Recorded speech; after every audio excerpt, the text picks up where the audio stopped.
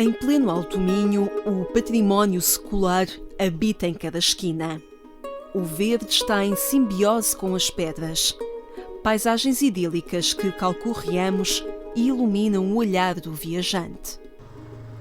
Em plena Serra da Peneda, fomos encontrar uma autêntica joia artística escondida entre as penedias. Naquela branda está situado o Santuário de São Bento do Cando, com raízes ancestrais. Estamos numa zona de montanha de pastores e num local de passagem dos monges de cistercienses entre o mosteiro de Armelo e Fiães. E eles criaram uma espécie de uma colónia agrícola e que dá depois origem àquela capela que é muito popular aqui em todas estas populações à volta deste maciço rochoso e tem continuamente muitos peregrinos, quer que vêm a pé, quer as pessoas que vêm cumprir as suas promessas e fazer a sua oração num local que é belo e idílico. Devido aos rigorosos invernos e à sua altitude, aquele pequeno lugar só é habitado no verão. Só no verão, na altura em que os animais andam na serra a pastar e em que se corta o feno, em que a agricultura é feita. Durante o inverno, como é zona de neve e frio, desciam à povoação fixa e os animais e as pessoas e viviam lá durante a parte do inverno, onde havia pastos na parte mais baixa e onde o gado era recolhido aos corrais. As inverneiras foram formas de povoamento do território, numa fase em que se formaram as fronteiras do reino e Portugal se tornou um país independente. A partir daí as ações régias foram de fixar populações, sobretudo nos locais mais afastados. Aqui a serra foi efetivamente um local também de fixação importante e as pessoas começam-se a fixar nas inverneiras, têm depois, no período do verão, a subida com os gados até à alta montanha, onde passam, digamos, nas verandas, para passar esse período temporal, mas estas populações são populações que têm hábitos de vivência e de sobrevivência diárias, mas são populações religiosas. A poucas dezenas de quilómetros está situado um autêntico oásis verdejante, a aldeia Sistelo, que tem o cognome de Tibete português. Os habitantes daquelas aldeias subiam e desciam os montes e encontravam-se em São Bento do Cando. Sistelo, de Cabreira, toda a população dos concelhos de Arcos de Alvés, Monção e Melgaço vem a pé a este santuário. Porquê? Porque as pessoas traziam os animais de Sistelo, subiam ao alto da serra para pastorear os animais, os da Gavieira também subiam ao alto da serra para pastorear os animais, conheciam-se. Há casamentos, inclusive, entre as aldeias, precisamente porque estavam num contacto muito próximo. Para nós, hoje, que fazemos de carro, é muito longe, mas atravessando a serra a pé é ligeiramente perto, é fácil, era fácil naquela altura, e por isso havia esta ligação muito forte com o lugar, com o santuário e entre as gentes. Um santuário secular, mas recuperado ultimamente. Uma forma de preservar o património. Ultimamente quisemos dar-lhe uma leitura recuperada, nova, recuperámos tudo o que era possível e tudo o que não era possível recuperar fizemos de novo, de modo a dar-lhe o contexto deste tempo em que estamos a viver. Uma certa, digamos, não uma modernidade em excesso, mas uma contemporaneidade que também é necessária nesse diálogo permanente entre o passado e o presente que precisamos de fazer. Estamos em pleno Alto Minho, região do país onde o património cultural, artístico e ambiental domina cada passo e povoa o imaginário, um diálogo permanente e harmonioso. É dominante, nós estamos em pleno Parque Nacional Peneda Gerês, em que tudo é ambiente e em que a cultura popular, a arquitetura popular, a arquitetura religiosa, pois povoam todo o imaginário, toda a paisagem e se conjugam em harmonia constante, até porque os materiais eram utilizados da rocha das montanhas, tudo isso está numa leitura permanente entre todas as circunstâncias da humanidade, humanas e da natureza, todas num diálogo permanente. Deixamos o Santuário de São Bento do Cando e descemos até à Gavieira. O espanto voltou a dominar o olhar. Aparece a monumentalidade cravada entre as pedras de dois montes. A profundidade do escadório desemboca na plenitude da arte e numa memória secular. Segundo a memória da aparição, a 5 de agosto de 1220, Nossa Senhora aparece a uma pastorinha pedindo-lhe construir uma ermida. E é essa data, é essa referência histórica que estamos a celebrar. Estamos em 2020, faz 800 anos, mas queremos com essa data, ao lembrar esta data, lembrar que este espaço, este lugar é sagrado, é dedicado a Maria, é dedicado a Deus há muito tempo, mas que ainda hoje pode ser perfeitamente um lugar de encontro com Deus, e é esse o grande objetivo desta proposta ou deste tempo, ao comemorarmos os 800 anos. Quando falamos da Peneda há sempre uma dificuldade enorme, não por termos aqui algum problema para expressarmos o património, mas pela vastidão, importância e a sua interligação, porque quando falamos deste património estamos a falar daquilo que as pessoas hoje conhecem como um património eminentemente religioso, mas convém contextualizar e fazermos uma viagem no tempo, olhando para aquilo que este espaço efetivamente foi no passado. E há aqui duas vertentes importantes. Uma delas prende-se efetivamente com esse cariz religioso que este ano comemoramos com a aparição da Nossa Senhora das Neves à Pastorinha, e por isso esta data redonda desde o século XIII até este século XXI. Um dado secular que merece ser aprofundado, mas este espaço está conectado milenarmente com a ocupação do homem. Quando olhamos para este território, não muito longe daqui, estou a olhar para a serra já aqui atrás, na área da Peneda Soajo, muito perto aqui em linha reta, diria 2 km, temos uma necrópole megalítica do final do período do Neolítico, ou seja, 5.000 anos antes de Cristo, por isso o homem começa a marcar este território já nesse momento. Depois envolvem-se as manifestações artísticas de ar livre, no caso o maior santuário de arte rupestre do Noroeste Peninsular está no concelho de Arcos Valdevez, o Gião, está aqui também a cerca de 5, 6 km de distância em linha reta, ou seja, começamos a ver o homem a marcar, vamos dizer, de forma metafísica este espaço, ok?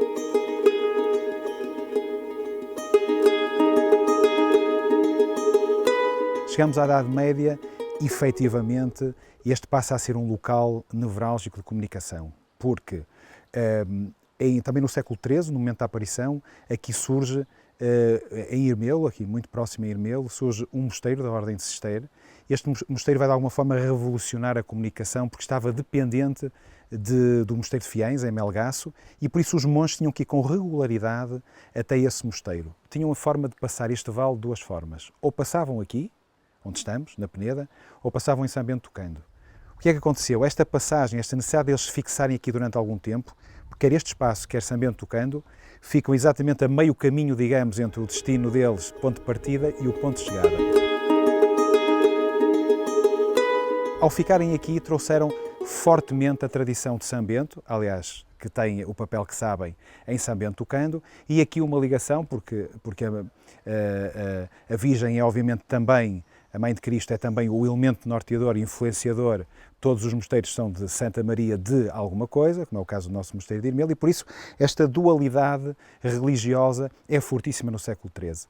Não é obviamente à toa que a aparição também surge no século XIII. Há aqui uma identidade, há uma aproximação entre estas realidades que acabam por consolidar este espaço. Essa resposta é a fé, porque de contrário seria impossível fazer um santuário destas dimensões neste lugar, porque aqui tudo foi necessário trazer às costas.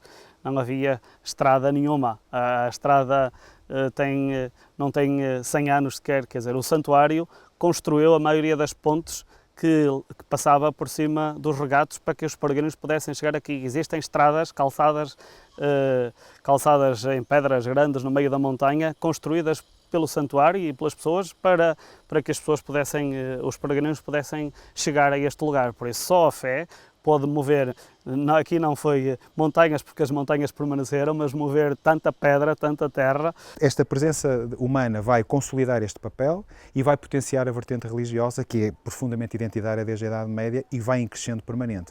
É no século XVI, com as grandes reformas do rei Dom Manuel I, com toda a certeza nós já teríamos também no século XVI um templo primitivo, já posterior a essa pequena ermida que terá existido no século XIII, e vamos evoluindo então com grande força para o século XVII. O ditado diz que a fé move montanhas, mas neste caso a fé entranhou-se no meio das montanhas. O secular Santuário da Senhora da Peneda foi crescendo no meio do silêncio das penedias e não parou na cronologia temporal. Não parou no tempo, foi procurando crescer, dando resposta à fé, alimentando a fé, fazendo catequese, porque todas as culturas, todas as capelas que temos é um catecismo ao vivo. E, além disso, procurou criar alojamento para que os peregrinos pudessem vir e ficar. Hoje é tudo mais fácil, as pessoas podem vir e ir embora no mesmo dia, mas há 40 anos ou há 50 anos atrás, as pessoas vinham, ficavam cá todos os dias durante as festas, durante a romaria, os 9 dias, e ficavam aqui. Por isso, tudo o que nós vemos à volta do santuário foi essa busca por responder às necessidades dos peregrinos em cada época. Porque este continua a ser um espaço de vivência das populações, desde esse espaço milenar, nomeadamente na utilização das cotas de montanha, ou seja, há aqui, como sabem, uma utilização do espaço única na Serra da Peneda, e do Soajo, que só conhece paralelos, por exemplo, em algumas zonas remotas da vizinha Espanha e também a Itália, que é a ocupação do espaço com as brandas e inverneiras. Nós estamos naquilo que foi uma inverneira. A Peneda foi uma inverneira. A população está habituada a subir e descer a serra. Para chegar ao santuário, os peregrinos têm uma caminhada ascética e simbólica com a imponência do seu escadório ladeado pelas várias capelas. Começamos com a Via Crucis, com a Via Sacra, subindo continuamente até nos podermos alimentar de Jesus Cristo na Eucaristia, pela palavra e pelo pão da Eucaristia, e esse é que nos leva a nós à ressurreição.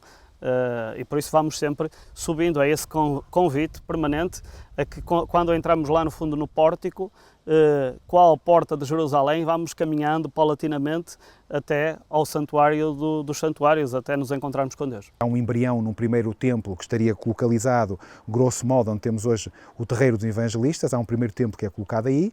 Há depois um segundo templo, ainda antes deste que vamos agora falar, que se localizou mais ou menos no local onde estamos agora, antes da construção desta fantástica escadaria das virtudes. E depois o templo que agora vemos, que se começa a ser construído já na segunda metade do século XIX e é completado no século XX. Se nos lembramos que a última torre é feita já muito próximo do final do século passado. Pronto, isto quer dizer que este é um espaço permanentemente em evolução, mas tem marcos identitários do ponto de vista da qualidade da história da arte.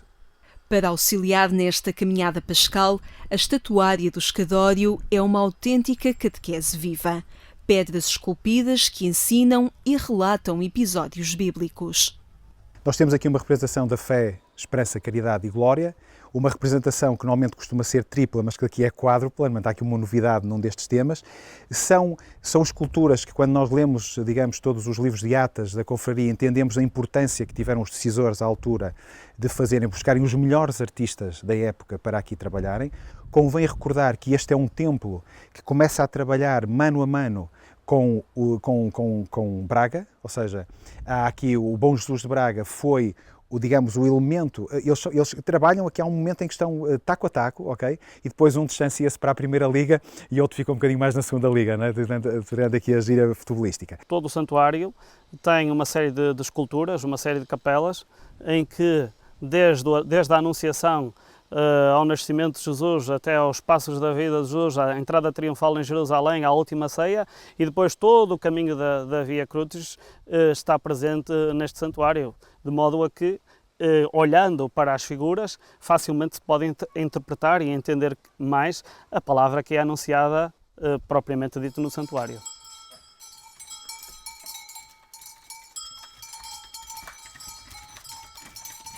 Há aqui um conjunto de experiências que acabam por tornar este espaço um espaço perfeitamente diferenciador. Ou seja, há aqui um conjunto de momentos felizes que acabam por tornar este um património que tem que ser reconhecido até ao nível nacional, e por isso nós vamos fazer essa classificação. Ultimamente temos a visita de muitas pessoas que vêm fazendo um piquenique na serra e ao mesmo tempo aproveitam para fazer uma visita ao santuário, para fazer uma pequena oração, para vir à celebração da Eucaristia. O santuário felizmente é grande, temos muito espaço, de modo que temos todas as condições para poder acolher os peregrinos que assim o desejem. Quando o visitante chega ao terreiro de entrada do santuário de Nossa Senhora da Peneda, fica deslumbrado. A simbiose entre a natureza e a pedra esculpida, prende o olhar e convida. Encontramos logo ali uma representação fantástica das mais belas na arte portuguesa, do Arcanjo São Gabriel, que está com um grande,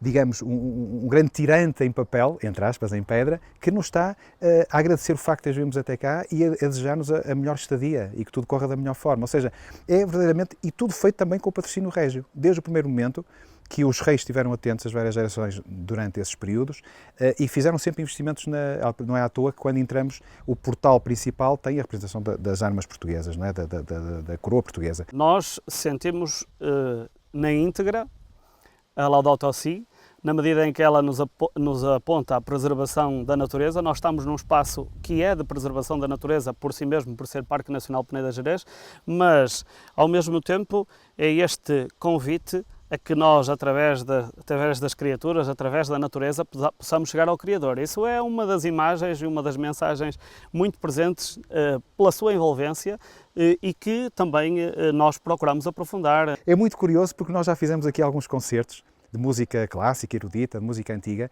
e na verdade este espaço, passa a publicidade, mas a Teresa Salgueiro, que todos nós conhecemos, ligada a um projeto de referência na música portuguesa, que foram os Madre Deus, já fez aqui um concerto e o que aconteceu verdadeiramente foi uma coisa inacreditável. Ela disse, eu já corri o mundo, eles correram o mundo desde o Japão à Coreia do Sul, a todo lado, e ela diz-me, eu sinto aqui energias que nunca senti em mais lado nenhum. Ou seja, na verdade é completamente diferente, nós não conseguimos ficar, quer as pessoas sejam religiosas, quer tenham outros credos, eu já tive a oportunidade de estar aqui com muçulmanos. Ou seja, as pessoas sentem-se atraídas completamente a uma energia, a algo que passa para além de.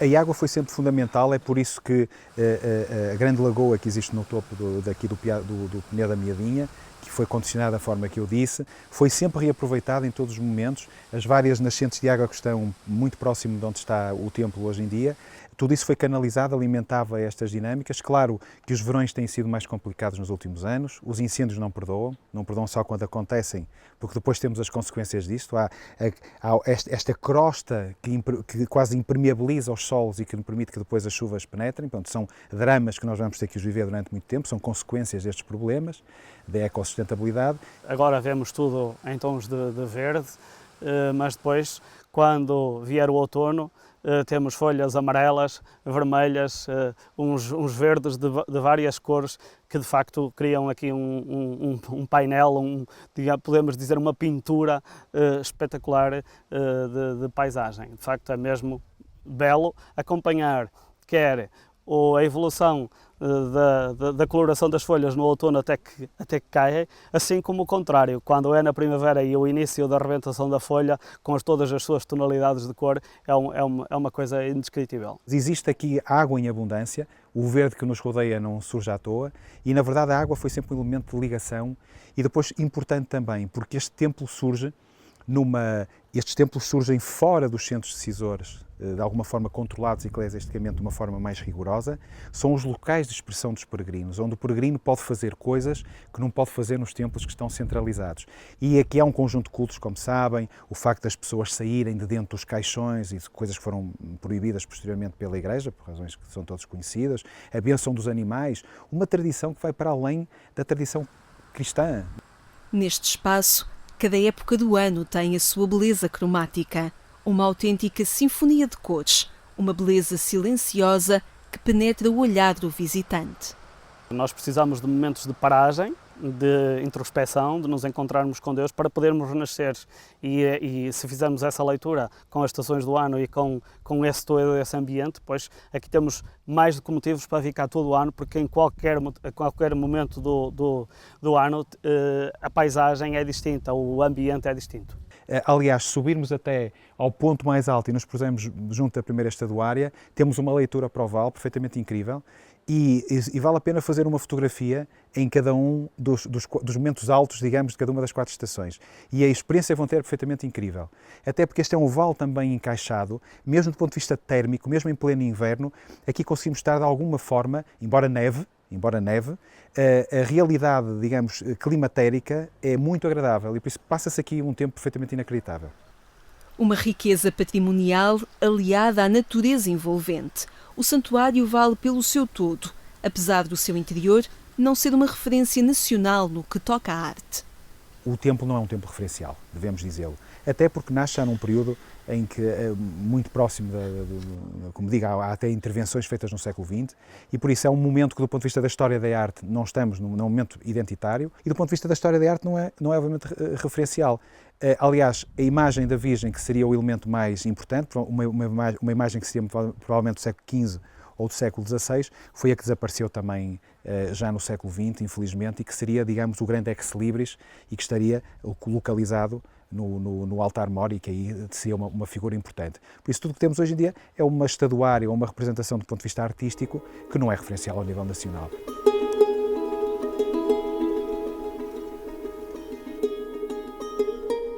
O que é referencial ao nível nacional é o todo de este monumento. O monumento não é a igreja, o monumento não é só este escadório, o monumento não é só este largo, o monumento não são só os quartéis de apoio aos peregrinos, não é, que foram construídos no início do século XX, e não é só o grande escadório, é um global. É isto, é a paisagem única, a forma como foi pensado pelos nossos antepassados, a relação com a religião e com o cotidiano de um espaço que ainda hoje em dia tem uma população permanente que aqui vive durante todo o ano. Local para vir, ficar, estar, contemplar, saborear, para que as pessoas possam passear à vontade, ver, pois naturalmente é um convite a que possam vir, porque este santuário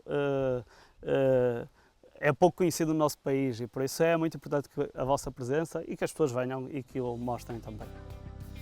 Escondido no meio da serra, fomos descobrir o Santuário de Nossa Senhora da Peneda.